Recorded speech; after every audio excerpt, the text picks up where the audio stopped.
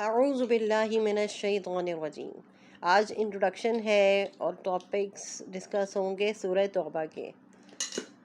مقام نزول کے بارے میں ذکر کرتے ہیں کہ سورہ توبہ مدنیہ ہے، یعنی مدنی صورت ہے، مدینے میں نازل ہوئی ہے، مگر اس کی آخری آیات لَقَدْ جَاءَكُمْ رَسُولٌ مِّنْ أَنفُسِكُمْ عَزِيزٌ عَلَيْهِ مَا عَنِتُّمْ حَرِيصٌ عَلَيْكُمْ بِالْمُؤْمِنِينَ رَءُوفٌ رَحِيمٌ، یہ آیت اور اس کے بعد والی آیت فَإِن تَوَلَّوْا فَقُلْ حَسْبِيَ اللَّهُ لَا إِلَٰهَ إِلَّا هُوَ عَلَيْهِ تَوَكَّلْتُ وَهُوَ رَبُّ الْعَرْشِ الْعَظِيمِ۔ یہ آیت مکے میں نازل ہوئی ہے، بعض علماء کے نزدیک یہ قول ہے۔ اس سورت کے 16 رکوع ہیں اور 129 آیتیں ہیں۔ توبہ نام رکھنے کی وجہ کیا ہے؟ اس سورت کے 10 سے زیادہ نام ہیں، ان میں سے یہ دو نام بہت مشہور ہیں، ایک توبہ اور ایک براءت۔ اسے سورہ براءت بھی کہتے ہیں اور سورہ توبہ بھی۔ اس سورت میں کثرت سے توبہ کا ذکر کیا گیا، اس لیے اسے سورہ توبہ کہتے ہیں۔ اور براءت کیوں؟ یہاں اس کے معنی بری الذمہ ہونا ہے، اور اس کی پہلی آیت میں کفار سے براءت کا اعلان کیا گیا ہے، اس مناسبت سے اسے سورہ براءت کہتے ہیں۔ سورہ توبہ کے شروع میں بسم اللہ نہ لکھنے کی جو وجہ ہے وہ کیا ہے؟ اس سورت کے شروع میں بسم اللہ نہیں لکھی گئی، اس کی اصل وجہ یہ ہے کہ حضرت جبرائیل علیہ السلام اس سورت کے ساتھ بسم اللہ لے کر نازل ہی نہیں ہوئے تھے، اور نبی کریم صلی اللہ تعالیٰ علیہ وآلہ وسلم نے بسم اللہ لکھنے کا حکم نہیں فرمایا۔ حضرت علی المرتضیٰ کرم اللہ تعالی وجہ الکریم سے مروی ہے کہ بسم اللہ امان ہے، اور سورہ توبہ تلوار کے ساتھ امن اٹھا دینے کے لیے نازل ہوئی ہے۔ صحیح بخاری میں حضرت برا رضی اللہ تعالیٰ عنہ سے روایت ہے کہ قرآن کریم کی صورتوں میں سب سے آخری صورت سورہ توبہ نازل ہوئی ہے، یعنی سب سے آخر میں سورہ توبہ نازل ہوئی ہے۔ یہ بخاری شریف کی حدیث پاک ہے۔ سورہ توبہ کے فضائل کے متعلق حدیث پاک سنیے۔ حضرت علی المرتضیٰ رضی اللہ تعالیٰ عنہ سے روایت ہے، نبی کریم صلی اللہ تعالیٰ علیہ وآلہ وسلم نے ارشاد فرمایا، منافق سورہ ہود، سورہ براءت، سورہ یاسین، سورہ دخان اور سورہ نبا کو یاد نہیں کر سکتا۔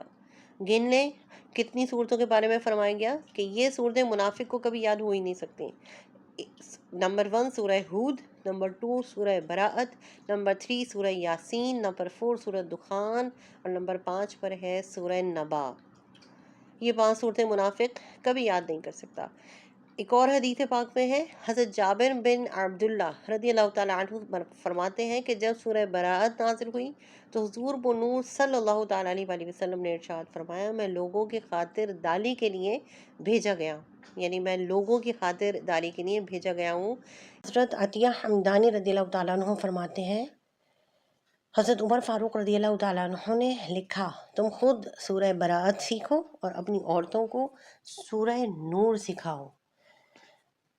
اس صورت کا جو مرکزی مضمون ہے وہ یہ ہے کہ اس میں مشرکین اور اہل کتاب کے خلاف جہاد کرنے کے احکام بیان کیے گئے، اور غزوہ تبوک سے منافقوں کو روک کر مسلمانوں اور منافقوں میں امتیاز کر دیا گیا۔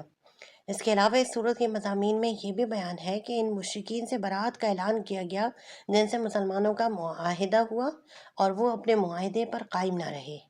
کفار مکہ کے مسلمانوں سے افضل ہونے کے دعوے کا رد کر دیا گیا اور بتا دیا گیا کہ کفار مکہ مسلمانوں سے افضل نہیں ہیں، اور فرمایا گیا کہ غزوہ حنین کا واقعہ اس صورت میں بیان کیا گیا۔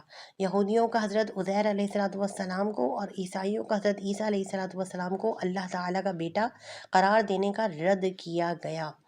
ہجرت کے وقت نبی کریم صلی اللہ تعالیٰ علیہ وآلہ وسلم اور حضرت ابوبکر رضی اللہ تعالیٰ عنہ کی غار ثور میں ہونے والی گفتگو بیان کی گئی، زکوٰۃ کے مصارف بیان کیے گئے، مسجد زرار کا واقعہ بیان کیا گیا اور مسجد قباء کی فضیلت بیان کی گئی۔ حضرت کعب بن مالک، حضرت ہلال بن امیہ اور مرارہ بن ربیع رضی اللہ تعالیٰ عنہم جو کہ غزوہ تبوک میں حاضر نہ ہوئے تھے، ان کی توبہ کا واقعہ بیان کیا گیا۔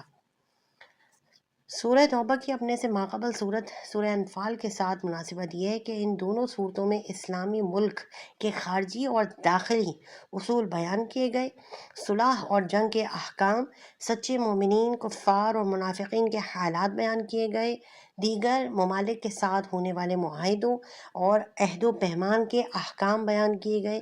البتہ سورہ انفال میں مسلمانوں کو معاہدے پورے کرنے کا حکم دیا گیا تھا، اور سورہ توبہ میں یہ حکم دیا گیا کہ اگر کفار کی طرف سے عہد شکنی کی ابتدا ہو تو وہ بھی ان کے ساتھ کیے ہوئے معاہدے توڑ دیں۔